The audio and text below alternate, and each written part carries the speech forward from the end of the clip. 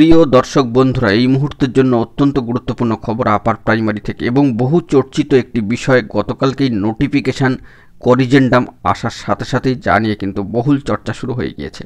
কার্যত 1543, সেখান থেকে হঠাৎ করে কারেকশনাল ফিগার ক্যান্ডিডেট কাউন্ট 723 বা 24 কিন্তু হঠাৎ করে উঠে আসছে। নোটিফিকেশান অনুযায়ী কিন্তু সেটা উল্লেখিত হচ্ছে, কিন্তু হঠাৎ করে এত কম কেন?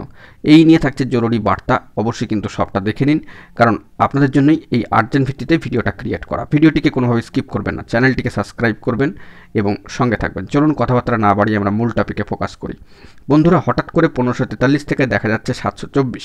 এই পরিসংখ্যানের নিরিখে করিজেন্ডাম চলে এসেছে এবং সে বিষয়ে মূল্যবান বার্তা অবশ্যই কিন্তু পশ্চিমবঙ্গ আপার প্রাইমারি চাকরিপ্রার্থী মঞ্চের সম্মানীয় সভাপতি সুশান্ত ঘোষ মহাশয়ের উঠে আসছে জরুরি এবং মূল্যবান বার্তা, যার কথা না বললেই নয়। তাদের কাছে অশেষ ধন্যবাদ ও কৃতজ্ঞতা কিন্তু জ্ঞাপন করতেই হচ্ছে। তো সেই নিরিখে জরুরি বার্তা যে হঠাৎ করে এই কম সংখ্যক দেখানোর কারণ কি, বা 1543টা হঠাৎ করে 724-এর চলে আসলো কেন? তো এই নিরিখে জানিয়ে রাখা দরকার, স্কুল ভ্যাকেন্সি অর্থাৎ ফাইনাল স্কুল ভ্যাকেন্সি লিস্ট ইতিমধ্যেই চলে এসেছে এবং সেই দিক থেকে স্কুল ভ্যাকেন্সি লিস্ট যা স্কুল ভ্যাকেন্সি ছিল তাই কিন্তু রয়েছে, তা কিন্তু কমে যায়নি।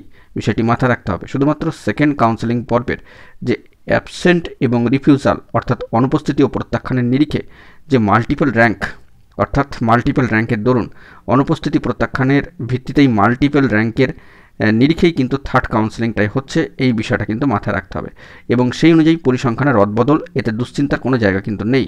নন জয়নিং যে সমস্ত পদ তা ফোর্থ কাউন্সেলিংয়ে অন্তর্ভুক্ত হবে, এমনটাই কিন্তু জানা যাচ্ছে। তো হঠাৎ করে এই যে 1543 প্রার্থী সংখ্যা, সেখান থেকে 724-এ চলে এলো কারেকশনাল ফিগারে এবং এই নিয়ে একটা তোলপাড় বা হইচই কাণ্ড চারিদিকে। সেক্ষেত্রে দুশ্চিন্তার কিন্তু কোনো জায়গা নেই।